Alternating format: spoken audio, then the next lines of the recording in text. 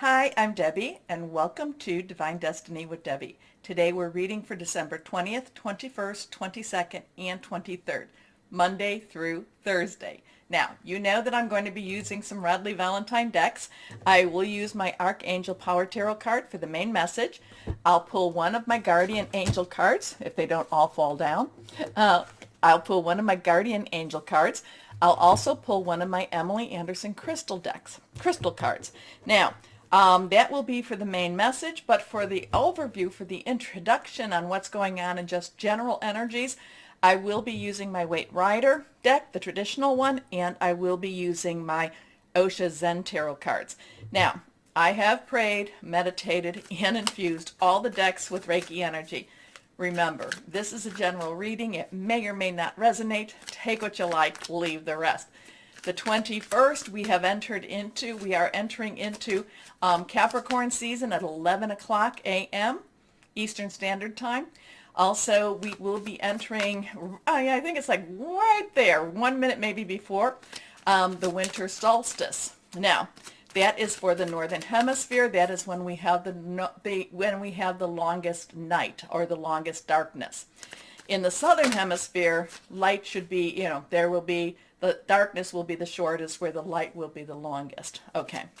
Now, let's see what we have here. Now, the thing that's really important too about these dates is, and the reason that I'm always talking to us about numbers, and I'm talking about dates, and there's things going on around us, is just as I encourage all of us to be working towards the light, a lot of times these dates and numbers, there are others that are working towards the dark. So, I do believe that we counter a lot of that. So that's why we always need to be keeping our thoughts, our words on the positive side. We need to be working towards that light. Okay? So let's see. One card has fallen. Let's see what we have for two other ones. And I told you that I was a intuitive channeler. I opened myself up to higher power. Anything that's reversed has a little stronger message. Please remember to like, share, subscribe, click on the bell for notifications. Here we go. First card. All right, now, this is that one, the Three of Swords. It is reversed. The Three of Swords has a really interesting, a lot of times people are like, oh my gosh, let's get rid of that. Let's do this over again. Because the Three of Swords recognizes that there has been heartbreak, that there has been something that has not necessarily felt good, that there has been pain, that this has been a really, this has been a really intense moment. The other thing, so you can see the gray clouds, you can see that there are actually swords in the heart, you can see the rain behind it. The thing is that the rain is behind, and the other thing about the Three of Swords that I want you to kind of look at and really look at this. If this was a current situation, this would be a very, very messy looking card.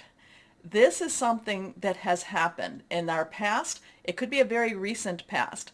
This is something that now says, let it go, let it go. Because, it doesn't mean that we're not going to have scars. Oh, it does not mean that. We will probably carry the scars with us. But will we learn from it? Can we release it? And this is what the Three of Hearts, I keep wanting to say that. The Three of Swords wants to tell us. Now, three in itself has a lot of energy with you say something, do something 3 times, put this out into the universe. Also, it's about celebration. It's about creativity. But this, the Three of Swords, reminds us that, yes, this is, we've had to live through some of the harder times. We've had to live through some things that have almost decimated us. But we still continue. We still live through this. And we then become stronger. We carry our scars, but we carry them as badges of courage. But it also reminds us to now move on, move on. Your next card here, the Ace of Cups. Now, so we have a 3, we have a 1. 1 has new beginnings, new starts.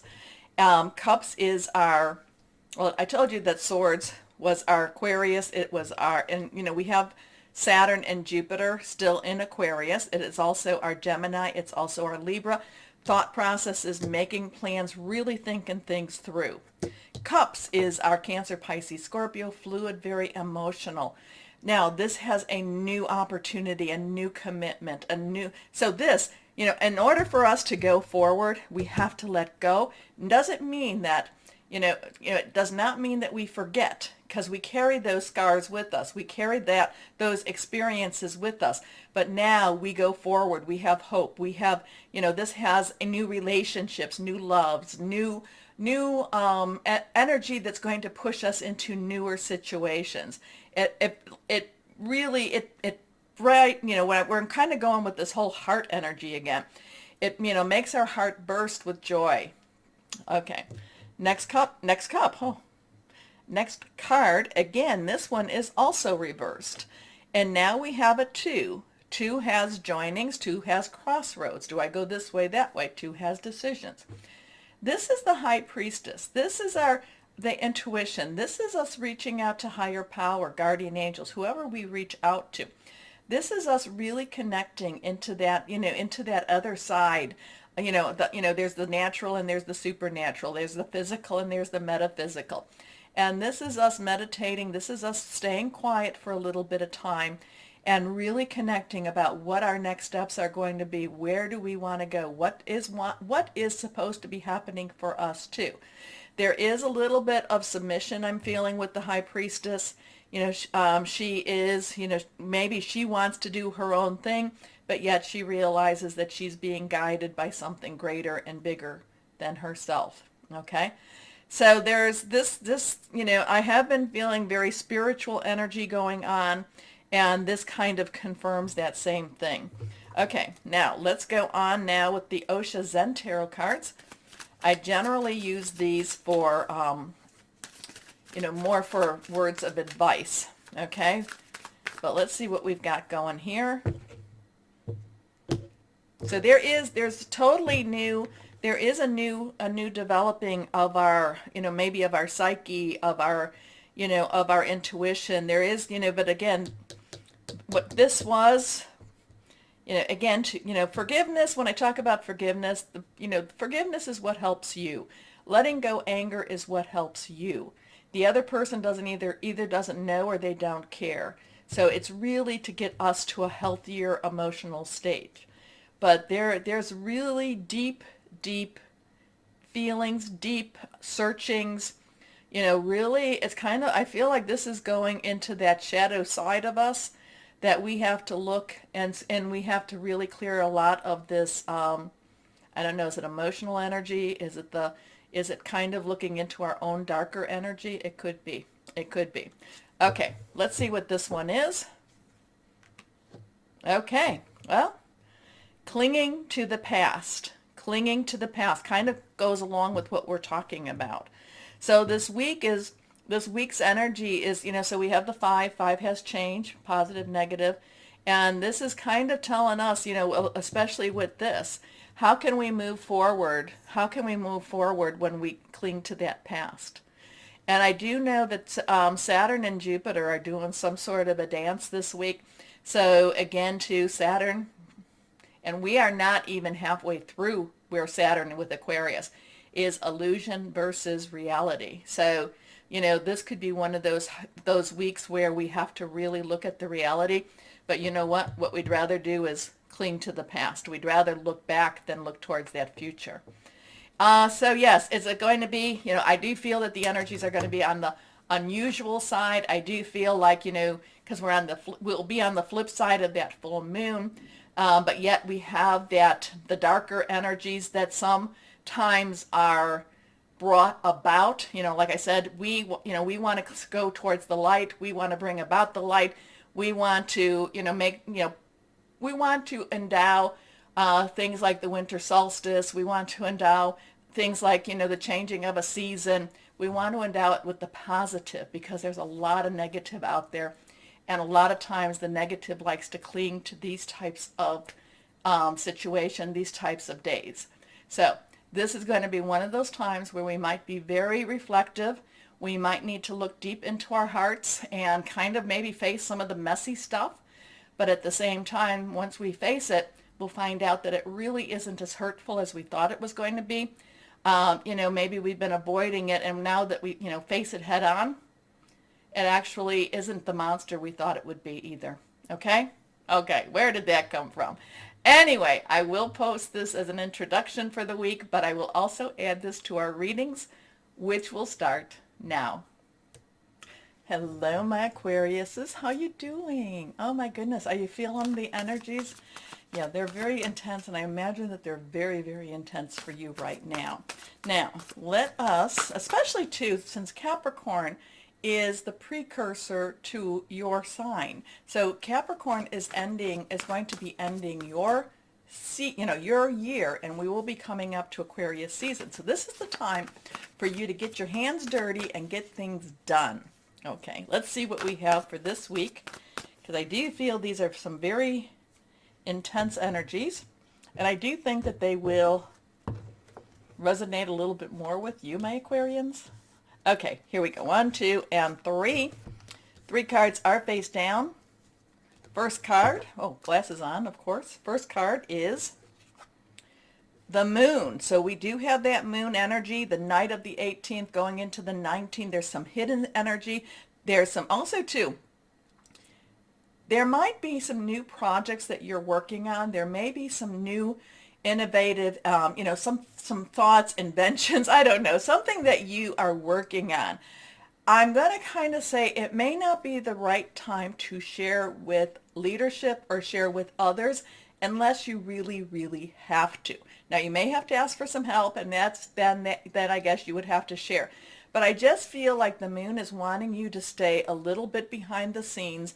I feel like the moon is also telling you not to be very verbose, not to be very vocal, not to share everything. Okay? The moon, remember, the one side we see no matter what phase it's in, but the other side is always hidden. And I'm feeling like for you, my Aquarians, you need to keep things not secret, but secret. And you need to keep things hidden. Okay? Okay, but the moon is also a time where things can happen very big. The energies are very strong, but again, I just feel like you may not want to share all the details or share everything or even share anything.